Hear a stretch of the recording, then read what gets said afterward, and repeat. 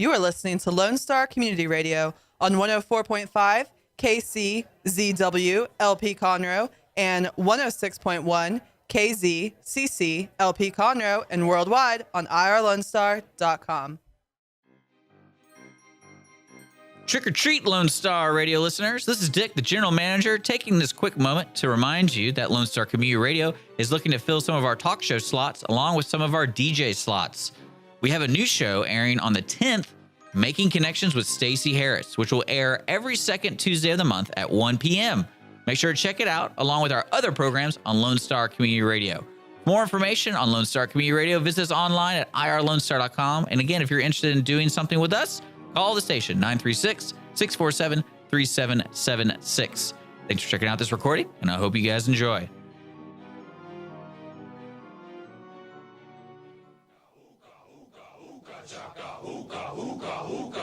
I can't stop this feeling deep inside. It's Mornings with Lone Star. At long last, Dick and Skippy on the air. Skippy running late today. People to do, things to see. Dick holding down the fort. But it's Thursday. Thursday already. Where'd the week go, Dick? Behind us. It is behind us. And the weekend is ahead of us. And in downtown Conroe, holy cow, they are setting up for this festival. I am looking forward to this. It is the downtown, what's the full title? The Conroe Cajun Catfish Festival. Conroe Cajun Catfish Festival. They're already blocking off streets. Hold on, I'm going to cough. They are blocking off streets, getting carnival Yeah, they're putting set up tents and stuff this year, so it's going to be interesting. Right. Similar to the Conroe Americana Festival. Instead of having an open thing, you just have a tent. I guess people get so hot. Good call. Good call. But yeah, so it's the talk block hour, nitty gritty things to talk about today. Welcome.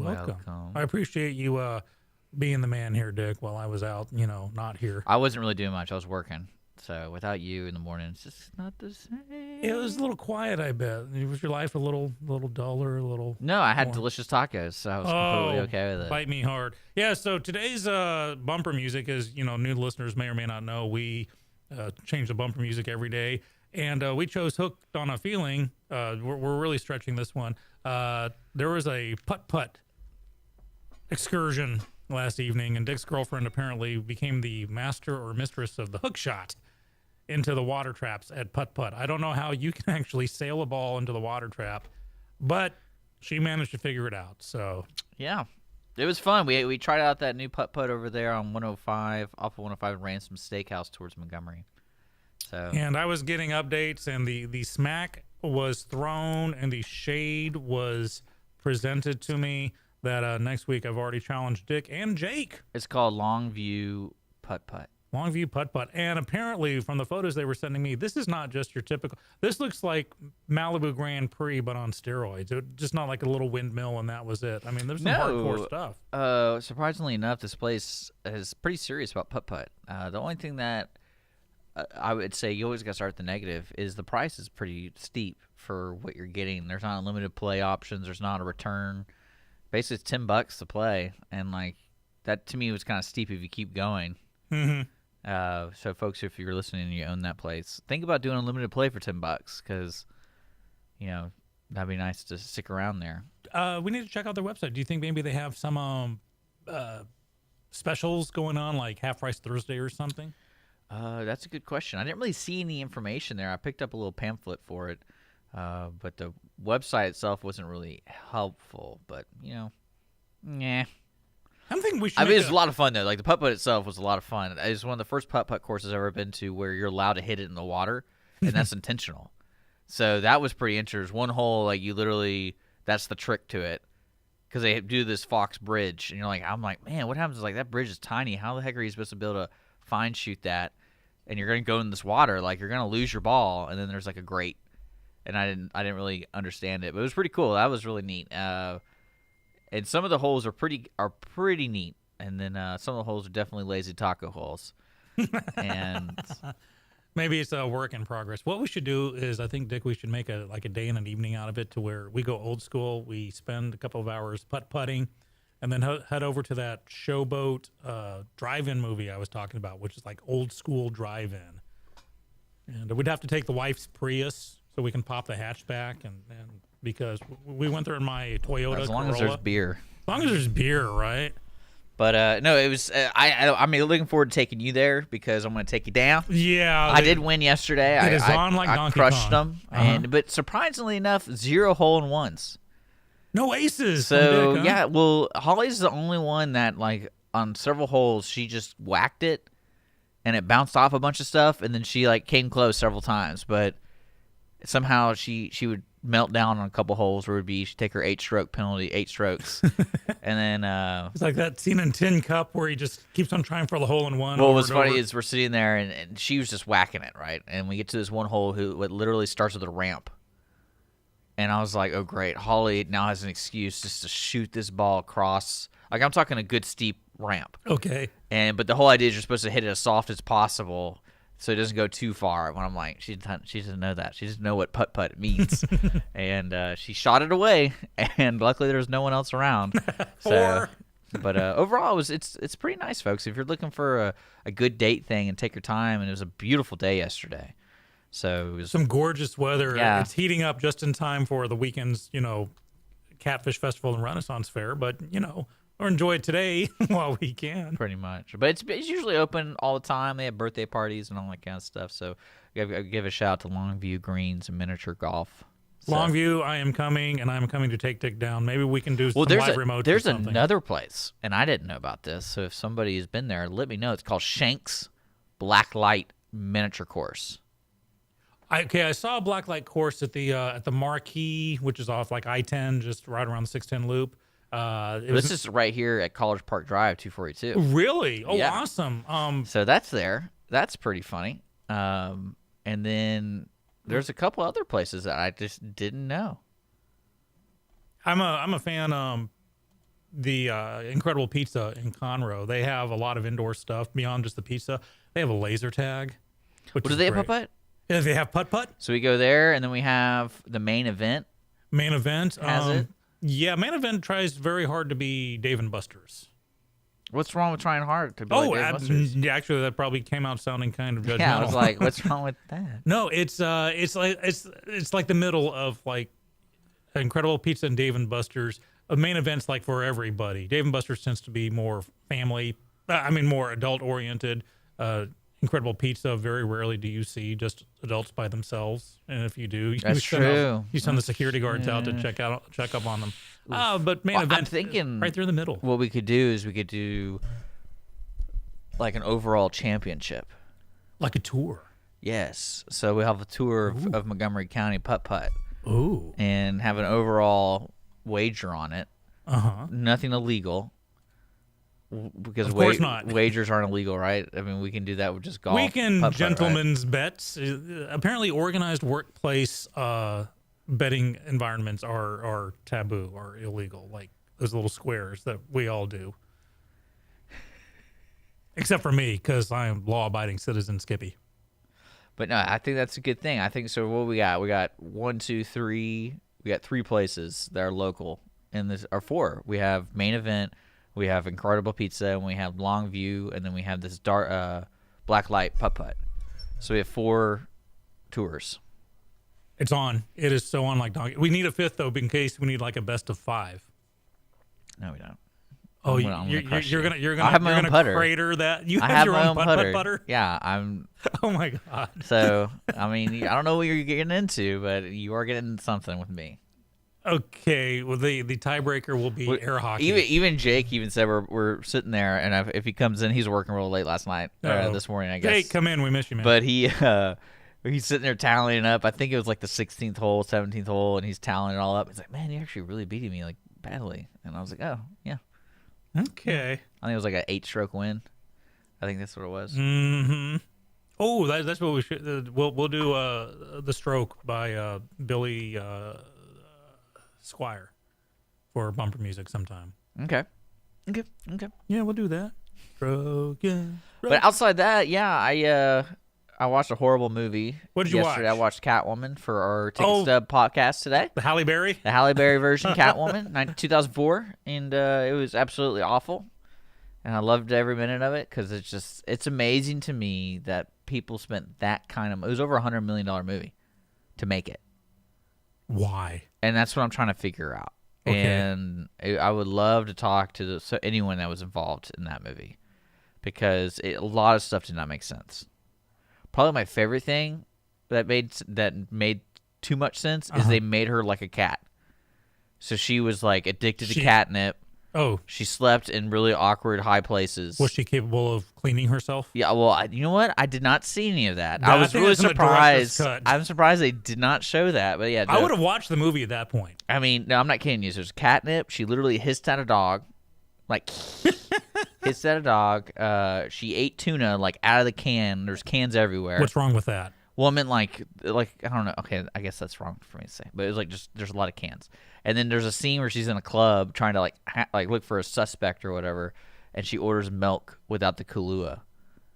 And I was just like, wow, they're really going for it. Was there subtext there? Were they trying to say she was a cat She was in human form? Yeah, she was literally a cat. Did you have to, like, dig deep to find that subtext? I couldn't tell. You know, one thing I loved about it though was the fact that they just disregarded Batman. Like, I think they could probably because of the licensing, because it wasn't even Selena Kyle, right? It was like no, they try to do this whole backstory to like what Catwoman were. No, Selena Kyle was in this movie, but in a picture frame, like a picture. Oh, It was Michelle Pfeiffer's Catwoman. Really? Yeah, so it was a little. I mean, if you weren't watching the movie, because most people aren't watching that movie, I was watching it because I do the review for the Ticket Stub today at noon. And what was interesting about it was the backstory is cats have been around for, since the Egypt times. There's always been a Catwoman. And the certain type of cat gives you the power to be the Catwoman, but you have to earn it or something, whatever it was. And I'm not kidding. There's literally a scene where a cat is above her and breathing into her and like breathes the Catwoman into her. And yeah, it was wild. It was complete. I go, why didn't they just do Selena Kyle? Like, why not? Probably a little expensive for their budget. Did you ever see Red Dwarf, British TV series comedy? Yeah, with the cat. No, I think they had the license. Then why didn't they? They would have. They could have been. The in only Batman thing I can think of is they wanted to be completely independent of it. Well, you succeeded in that, my friend. And I mean, they had the license to Bob Crane's character. I mean, they had it, Bob Kane. Mm-hmm. So they had the characters.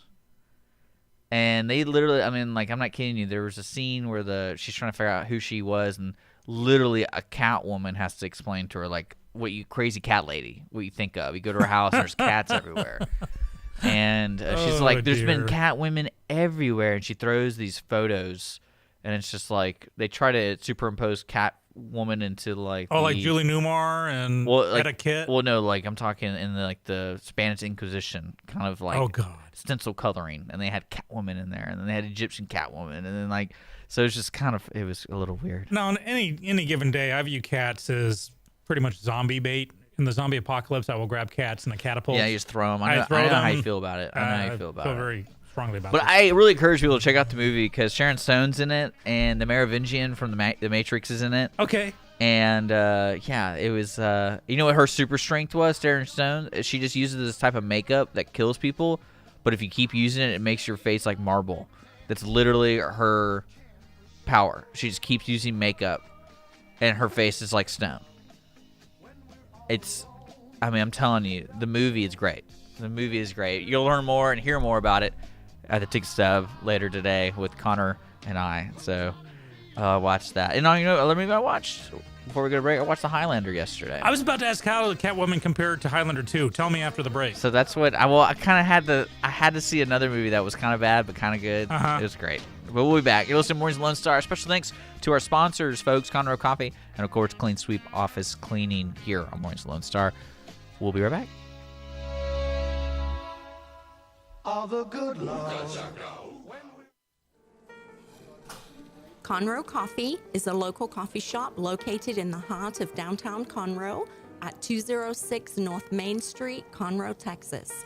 Between the Creighton Theater and the Owen Theater, Conroe Coffee serves breakfast, lunch, and dinner, along with tasty treats and Italy's favorite coffee. Have your favorite coffee or just have a midday snack be personally delivered to you at any location in downtown Conroe. All you have to do is call 936-CONROE-C or 936-266-7632. We'd like to thank our sponsor at Conroe Coffee for supporting Mornings with Lone Star and Lone Star Community Radio. Don't forget to check them out online at conroecoffee.com. Clean Sweep Office Cleaning has been Montgomery County's business cleaning service since 2002, offering professional office cleaning in areas such as restroom, stairwells, elevator, floor care, pretty much every angle of your office. One-time cleaning is available, but you will want these guys back. Offering daily, weekly, monthly scheduled cleanings, Clean Sweep Office Cleaning works around your business needs. Schedule a cleaning today online at cleansweepofficecleaning.com or call 832-689-7996. Clean Sweep Office Cleaning. Take back your time and let us make your office shine. Mornings with Lone Star is sponsored by Clean Sweep Office Cleaning. We're back. Mornings with Lone Star with Dick and Skippy in the nitty-gritty talk block. We were getting so nitty and gritty that we were talking about Catwoman. So how There's did our it intro compare? music. I got it working. There it is. There it is. We started already. Girl, you just don't. And you're back. Mornings There with we Lone Star, go. Dick and Skippy. Just to ignore the previous 24 seconds. So, Dick, level with me, my friend. Yes, sir. Yes, sir. Catwoman, Highlander 2. What would win in a SmackDown? That's a good. Well, I mean, Highlander 2 would win because it's part of Highlander. Like Catwoman, so that's one thing they went wrong with Catwoman. They didn't tie it at all to Batman. Okay. Like at all. There was zero hint that Batman was existing in this world besides that one picture of Selena Kyle from Batman Returns. Like literally just it was Michelle Pfeiffer's profile with just the leather mask on. Just in the picture. Okay. So, and I was like, okay, so they acknowledged it. They acknowledged that world exists, and they didn't do anything with it. They could have. If they called it The Catwoman instead of Catwoman, maybe more people would have seen it. Yeah, it's called Catwoman. But I mean, if they had called it The Catwoman, yeah. like The Wolverine. We were talking about. I was trying to figure out what came out from. Like, why did this movie come out? I'm trying to figure out. Like, was there a superhero movie that came out before it, and so they're like, oh, hey, we got to capitalize on this audience. You know how Fantastic Four seems to be like the whipping child of this. A producer will buy the rights, and they have so many years before they have to do a movie or they lose the rights, and so they throw something together. And that's happened like 2 or 3 times with the Fantastic Four. In fact, Roger Corman did a version that's so bad it's never seen the light of day officially, but I'm sure on YouTube you can find it. And it's really bad when Mr. Fantastic would stretch out his arm. You know those boxing gloves on the end of the accordion thing? Yeah, that was the effect they used. It was truly, truly bad. But don't forget in Highlander 2, it lost me like on 42 different levels, but I always loved that he's got on his desk a photo portrait of his first wife who had died 400 years previously. And I'm wondering how they got a photo of her. It was the publicity shot of the actress who played, was it a head or, the blonde who dies of old age? Oh, yeah. Hold on. Say this again? Okay, so in the original Highlander, you got the actress is Beatty something, really pretty woman, Scottish, and she dies of old age. Which was great, by the way. Oh, that was my favorite part of the movie. That was her dying or just the love story behind it? Well, they actually committed to something. That movie was all over the place. Mm-hmm. They were trying to be an 80s movie with the Queen soundtrack. Like that's one thing I loved about that movie was out of nowhere, Queen would start singing. And I'm like, wait a second, what? Like, what's happening here? And then, of course, when they go back in time, when the Scotland, 1700s, or what was it, like 1400s? It was 15-something. Yeah, so like I like those moments. And then when they came to the future, like I don't like those parts. Okay, like, and, that makes sense. I'll so allow what? it. So explain what you're talking So in about. Highlander 2, which was just bad 16 different ways from Sunday, they made them aliens instead of immortals and from this different planet. But it's a near future, and McLeod is walking Virginia Madsen around his little inner sanctum, and on his desk is a portrait of his first wife, who died in 15-something AD. But what they did, they just grabbed the publicity headshot of the actress and put it in a picture frame. So they have a photo of a woman who died hundreds of years before the camera was invented. And that's how bad it was.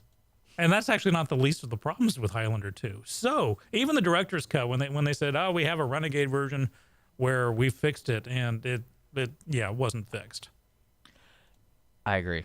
So I'm gonna have to watch the Catwoman now. Just to You say really I gotta watched- check it out. It just kept surprising me. As if I wasn't sick enough last night. Let's finish the job, and I'm gonna go grab me. I'm sure it's on Amazon Prime or something, isn't it? It's on Netflix. Netflix. I've got So- Netflix. There we go. Well, what's funny is like, especially when you're trying to write a standalone movie, and there's like, or what do they call it? What's the term where it's like a new movie and it basically goes over the lore or the beginning or whatever. It does the backstory to the person, Right, like an how she exposition. became Catwoman. Right. Basically, it was really funny because there was two things that I noticed in the movie that they did horribly on. Was one, the reason why she got murdered and the cat like breathed Catwoman into her, because she was returning. She had to deliver her designs because she was a designer for the website, also magazine, for this beauty makeup place, like this manufacturer. So for some reason, she has a 12 midnight deadline, and she has to deliver these plans or like the sketches. So the only place she knows where to deliver them is the actual plant where they make the makeup. Like not an office. I'm talking like a facility with smoke coming out of it. And of course she's walking in. It's like almost midnight. She's trying to rush. Like no one's there. She's like, hello, and like walking around. And of course she stumbles onto the secret meeting among like the scientists talking about how this stuff kills you. And I'm sitting there going like, why would she even go there? Like what's going on right now? And especially like she found out because that's where the boss was. Well, clearly no one would say, hey, the boss is at the secret meeting at this plant. Go over there and give the plans to him. You think the secretary or whoever works there is like, I'll take the plans and note that you turned them in before midnight.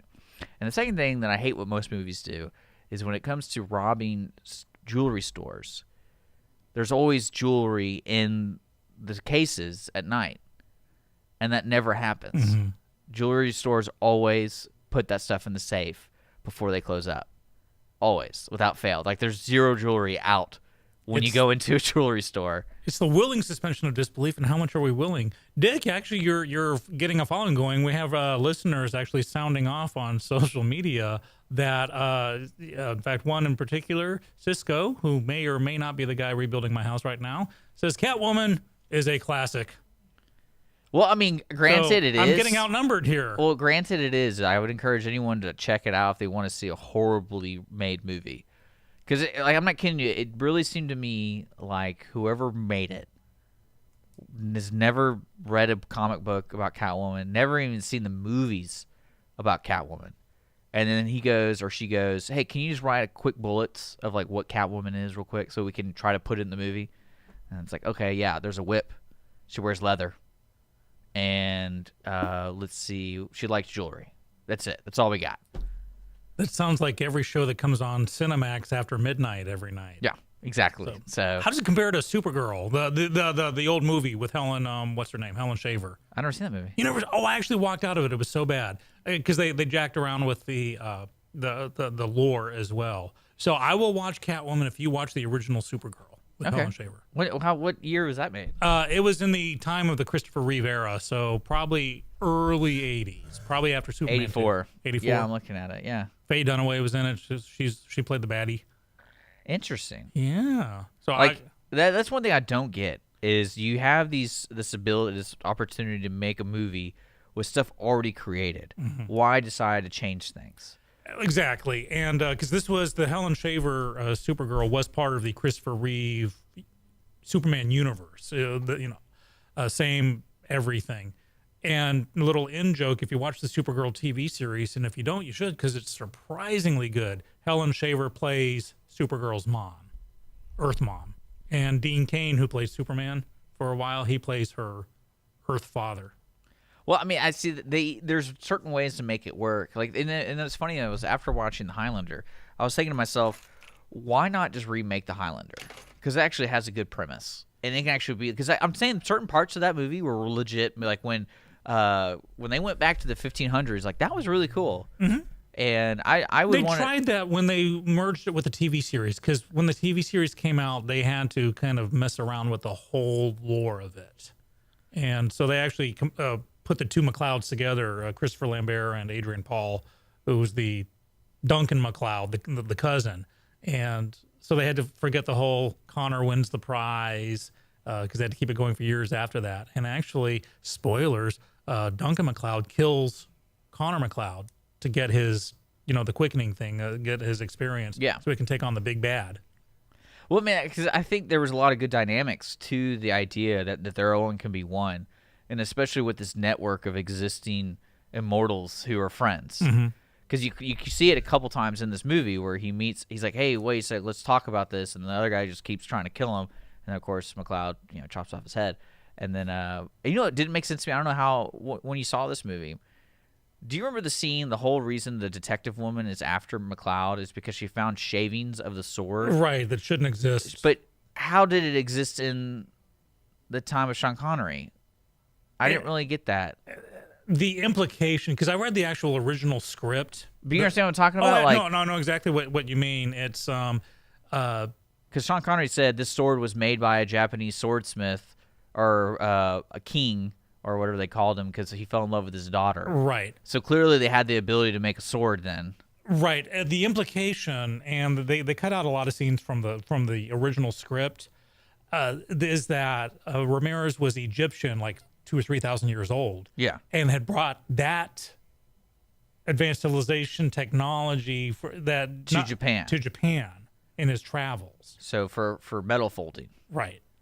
So I didn't get that. It was cut out. The big thing that they cut out from the script into the movie, which I was kind of bummed about, when he wins the prize, Yeah. it's he says, "Oh, I can see everything. That ending was I can help people too cheap. just talk to each other." In the original script, he literally becomes one with nature. He can control weather patterns. You remember the scene where he's like, feel the Yeah. deer running? That was the implication, that he literally becomes one with nature. He can communicate with anything living and basically become a god, and he can predict storms that are happening.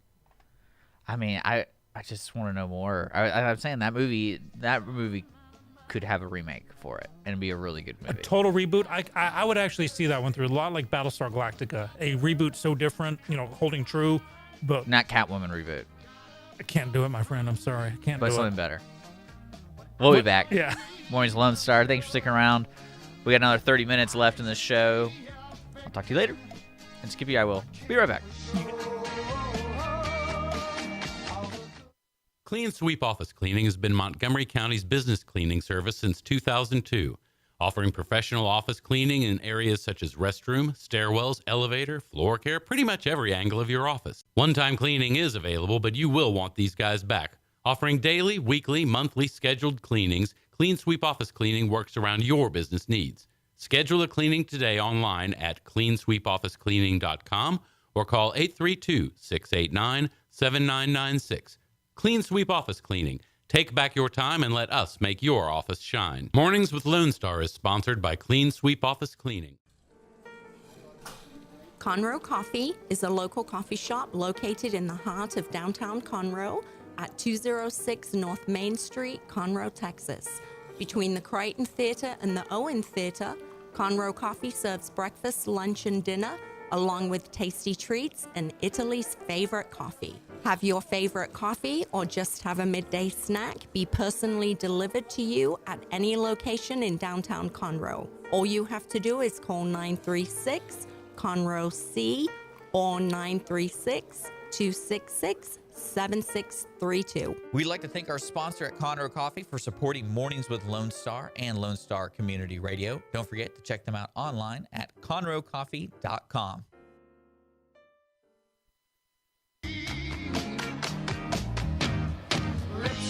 We are back. Mornings with Lone Star with Dick and Skippy. I'm Skippy. He's Dick.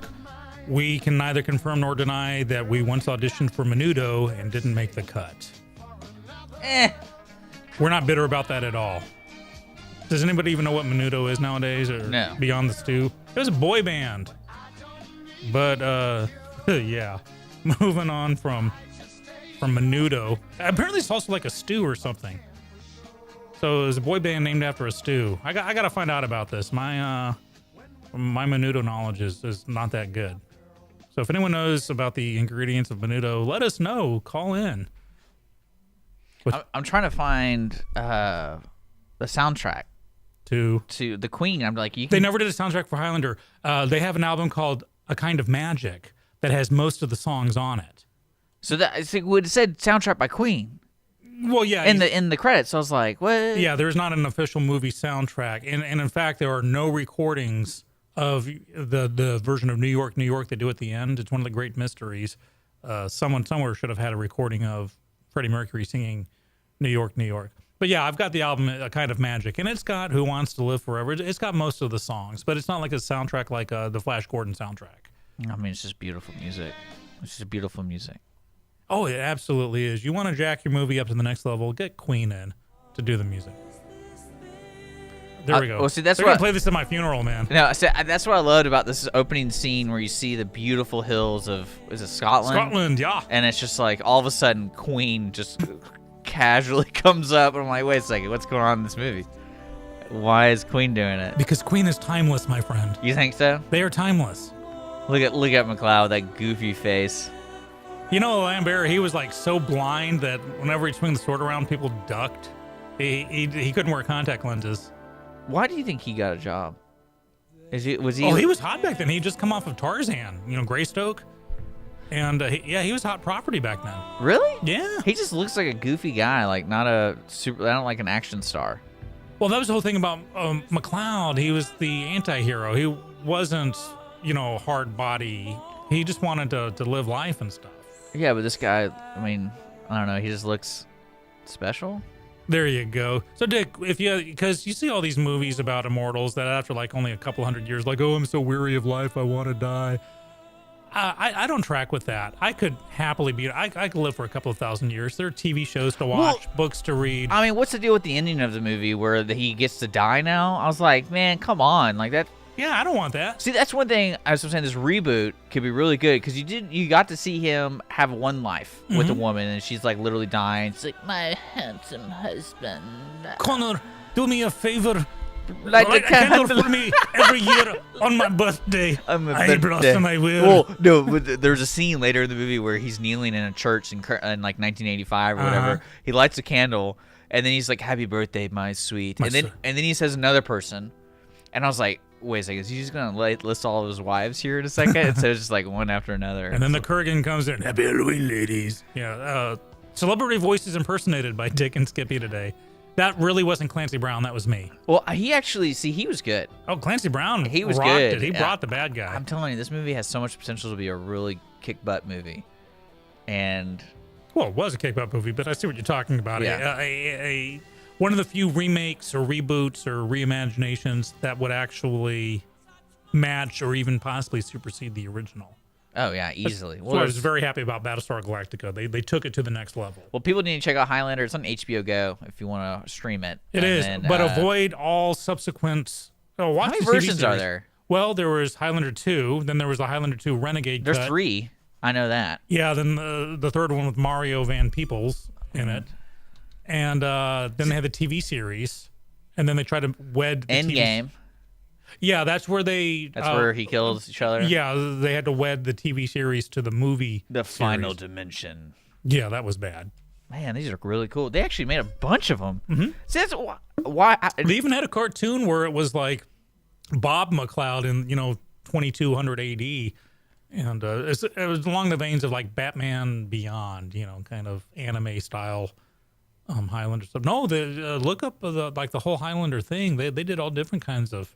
Well, that's what's so novels. neat about the lore is it could be, and that's what I was saying. They're trying to introduce all these other Highlanders who are buddies, but there was the screen time with it was so short. Like there's one random scene where he's like, he meets his friend at a park in current day. Yeah, and, Castigar, and then they're like, Castigar "Hey, is- remember that time you're really drunk and it was 400 years ago?" And then he just kept getting stabbed. yeah, And then I was like, "What are you trying to tell me with this scene?" Like, there was no purpose to that scene at all. Besides, he just got drunk and was an idiot back then. there you go. There was there've been a couple of TV like variations of this that they tried. One was called Forever, with Ian Gruffudd was in it. This was only on just a couple of years ago. Ian Gruffudd, if you ever saw Titanic, the guy in the lifeboat at the very end. Hello, anybody there? That's Ian Gruffeld. He plays a guy who gets, he's a couple hundred years old. He gets a curse put on him that every time he gets killed, he wakes up again in the nearest body of water naked for some reason. That's just, so I guess they could get people to watch every week. And so he decides to become a medical examiner. But one thing I liked about that is that he had this history. He had to actually have like a family tree of all the women he'd been with and children he'd had, which was funny because like there's this old black guy who's part of the show who plays like a father figure to him. And then you find out that it's actually his son, that he had an interracial marriage in the 1930s and gave birth to the son. So the son has grown up and become, in real life, like 70, 80 years old and treats him like his own son. That wasn't too bad.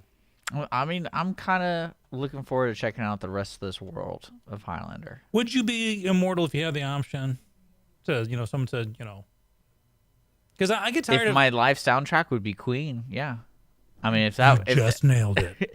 if that's the possibility of What's being my soundtrack? being on the hills of Scotland and all of a sudden Queen just kind of, yeah, I would do it. There you go. I'm just tired of the immortals in the movies complaining that, I'm 200 years old, I want to die. Are you kidding me? I've got Star Trek episodes to watch in order, and that would take up like at least 40 years right there. Books, read War and Peace slowly this time. I'd be all about it. Oh, cool. Yeah, that's my rant of the day. It's a slow news day, so that's my rant. Well, when you were sick and stuff like that, and yeah, I gotta give a shout out to Conroe Coffee. Not only is their coffee awesome, but I just couldn't handle the coffee today. They have an amazing hot tea selection that is going down smooth. So even if the coffee's not your bag, hit Conroe Coffee because they got some tea that'll just knock your socks off. Well, we gotta take another break. Aw. I'm sorry, but we can't. We changed bumper music mid-flight. You know what? You're crazy, man. We can do whatever we want. You're listening to Mornings with Lone Star here on IRLoneStar.com. We'll be right back after these messages. Clean Sweep Office Cleaning has been Montgomery County's business cleaning service since 2002, offering professional office cleaning in areas such as restroom, stairwells, elevator, floor care, pretty much every angle of your office. One-time cleaning is available, but you will want these guys back. Offering daily, weekly, monthly scheduled cleanings, Clean Sweep Office Cleaning works around your business needs. Schedule a cleaning today online at cleansweepofficecleaning.com or call 832-689-7996. Clean Sweep Office Cleaning. Take back your time and let us make your office shine. Mornings with Lone Star is sponsored by Clean Sweep Office Cleaning. Conroe Coffee is a local coffee shop located in the heart of downtown Conroe at 206 North Main Street, Conroe, Texas.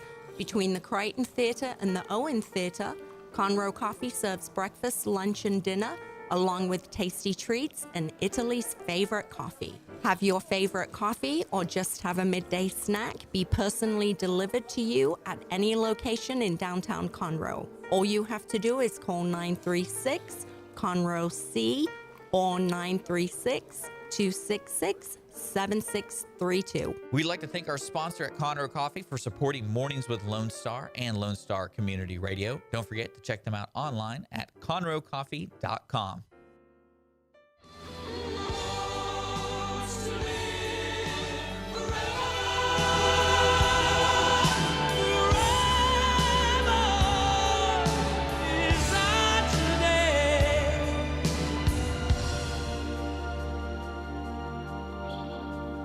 Back to Mornings with Lone Star. Dick and I discussing the goofiness of Christopher Welcome Lambert. back. MW Lone Star, Facebook, 936-647-3776. Thanks for joining us. Yeah, we appreciate it. Having a good time here. We are. We're So- movie heavy today. I know. Well, it's on my mind. I really was wrapped around Highlander, and then I watched Catwoman, and then I was just like, man, it's just kind of strange to me that so much money is put into projects like this, and then no one can sit there and be like, hey, this might not be a good idea.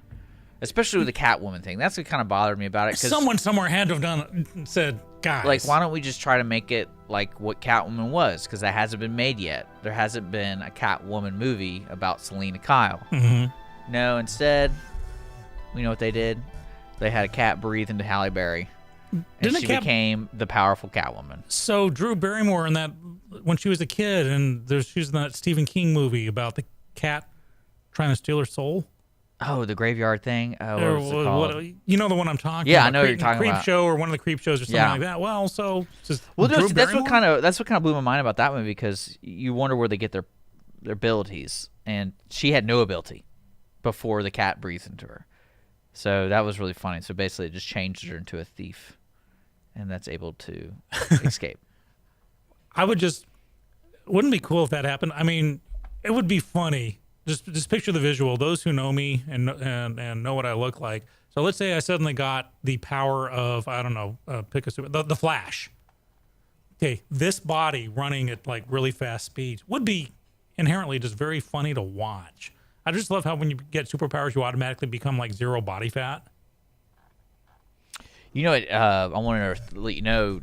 You know who Rose McGowan is? Yes. She's the one that the Didn't Harvey she- Weinstein thing. Yeah, didn't she put a dirty word on Twitter or something? She got banned on Twitter. Oh no.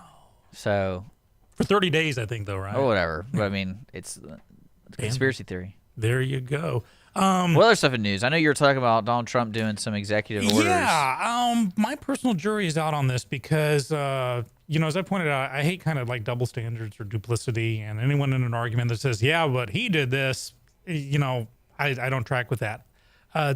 President Trump has whipped out the executive order pen to roll back a part of the ACA, Affordable Care Act, otherwise known as Obamacare. Primarily, its primary purpose, as far as I'm kind of reading up right now, is to give people the ability to purchase insurance plans across state lines, which is a good thing. I am uncomfortable with the president's use of pen and him basically parroting the previous president. I have a pen and a phone. Now, there are times for executive orders, especially when you have a Congress that's just stalemated. And it just staggers me that you can have a Republican White House, a Republican Senate, Republican Congress, and you still can't get anything passed. And it staggers me that the GOP had 7 years plus to come up with any plan whatsoever and catastrophically failed to do so. So this is a good thing on the surface from what I can gather, and people feel free to challenge me on this, that this executive order is a good thing. I am uncomfortable that it took an executive order to do it, especially since everyone on the right was ranting against, oh, you're circumventing the process. So there's that. And also, I think there may be elements of the left that just because it is Trump signing this order, who will fight it, even though, as far as I can tell, it is a good thing. So it'll be interesting to see. I would like a lot more bipartisanship to going on. I remember, Dick, I'm old, as we've pointed out on many an occasion, where the both sides of the aisle in Congress were treated like two attorneys in a courtroom. They could wail on each other, but they could go out for lunch afterwards, or they could work together to come out of the deal. Somewhere along the lines, it became the divide, the schism in the middle of the aisle just became so much that no one can seem to work with each other. And I'm hoping there will be a new crop of actually, I think ironically it'd be the old crop, the old people who remember what it was like to reach across party lines and work on stuff. It may be up to them to try and lessen this chasm and get some stuff done, because I'm personally tired of stalemate. No one can seem to get anything done. Our job is to keep the current president, whether it be Trump, Obama, Bush, Clinton, whomever. It seems to be the other party's purpose in life to prevent that agenda, and we're stifling as a result. It would be interesting to see what true division is in a government body, because I mean, really, you have the Civil War as an example, especially in this country, but also shifts in other governments. Because to me, when someone says we're really divided, I'm like, I think it's people we're not, but I think our government is, literally because of no matter what the other side does in their mind, there's another side. And then it's whatever the other side does, we can't agree. And it's kind of funny that people do these executive orders these days. That's going to become the norm, to change it. And then basically when the next president comes in, they change it if they don't like it. I mean, Trump clearly changed a lot of Obama's policies right when he got into office. And and they have a plan, and but whoever's next is going to do the same thing. Right. And that's what I'm talking about, the misuse of the executive order. Oh, it needs to be there. There are reasons for it. There's a parliamentary procedure is there for a reason. Sometimes the president needs to whip out the pen to sign something.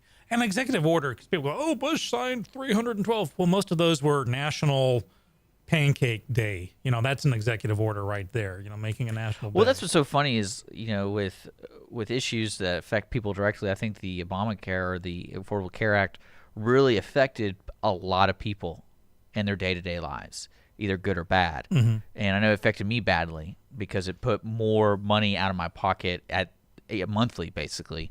And that's the only thing I still haven't wrapped around, because we own a business, and then I'm also an individual, not married, and things like that. So like the cost of living as an individual, you get punished almost.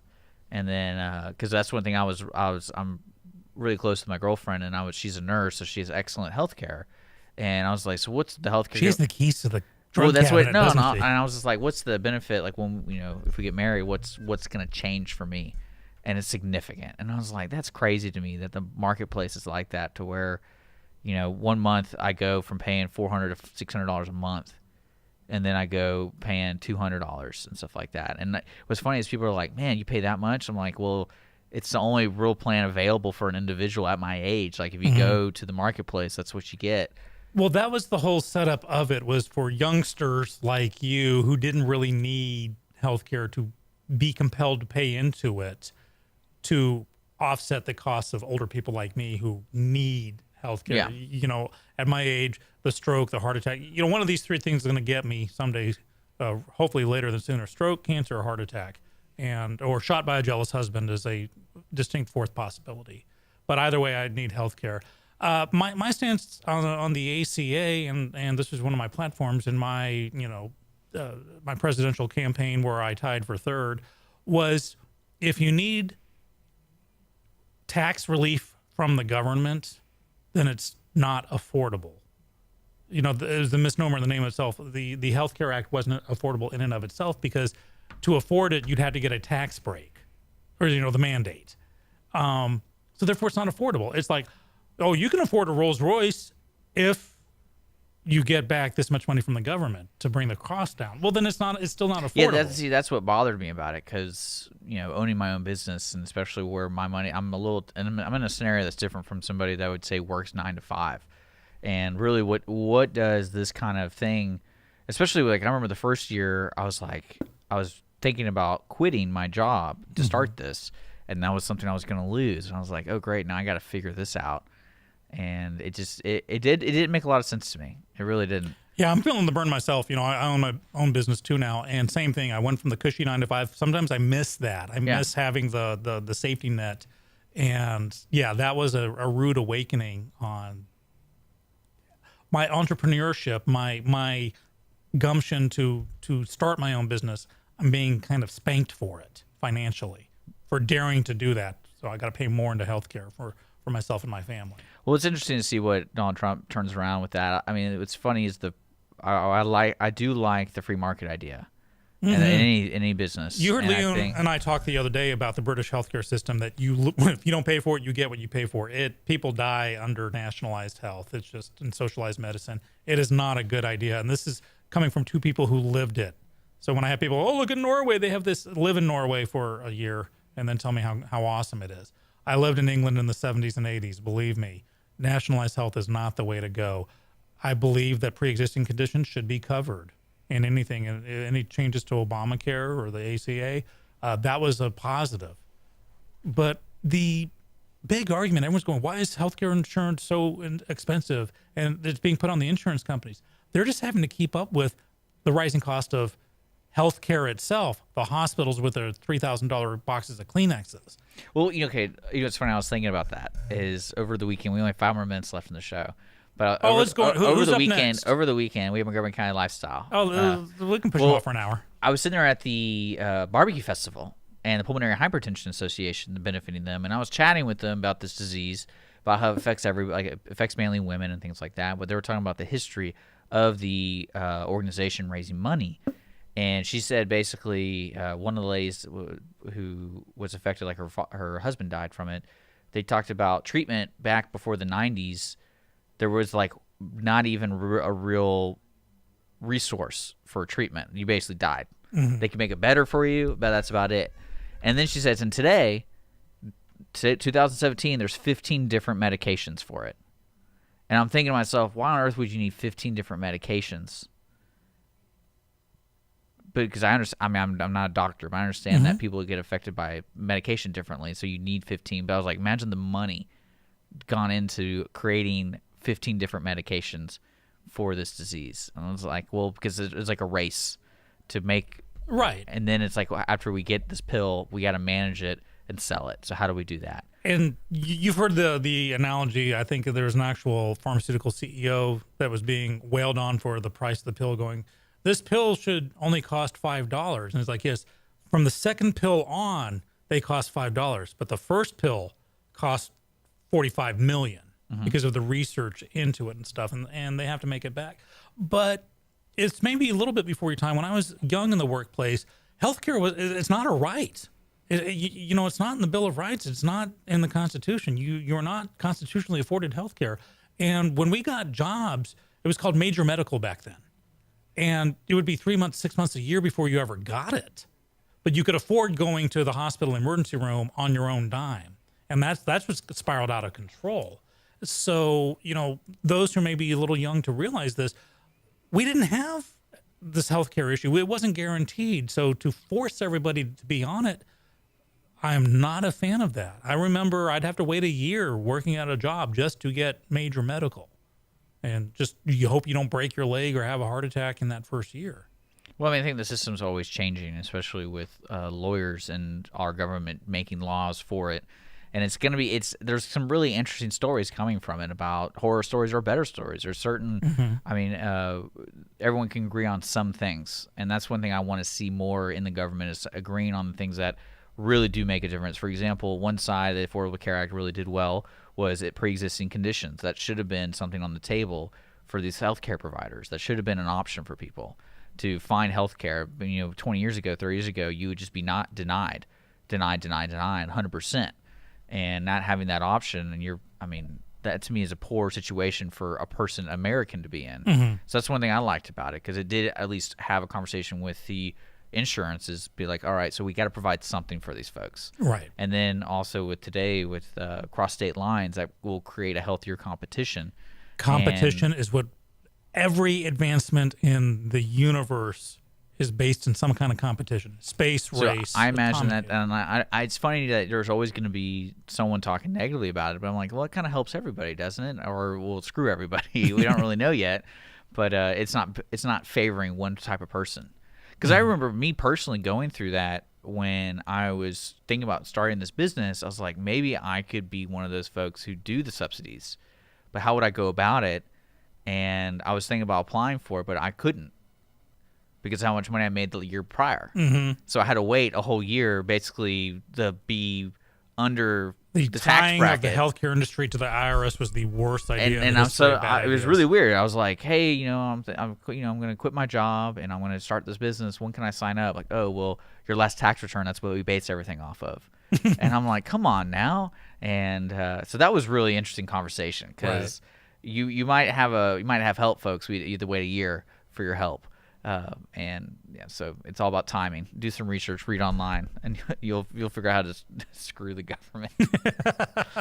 But Skippy, I'm glad you're doing well today. We'll be back tomorrow morning, folks. Thanks for joining us for this talk block.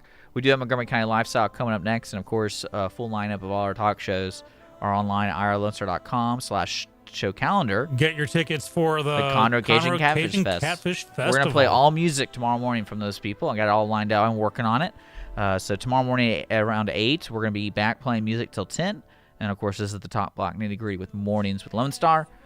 We'll be back tomorrow morning. Coming up next, Montgomery County Lifestyle.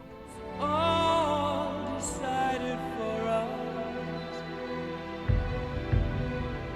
This world has only one.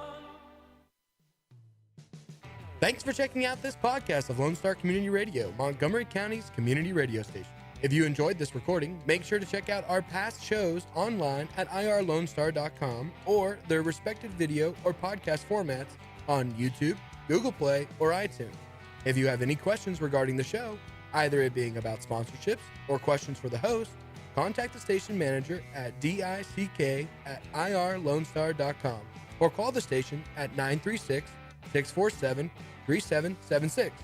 This show was recorded in downtown Conroe, Texas at the Lone Star Community Radio Studios, and Lone Star Community Radio reserves all rights to this recording and images.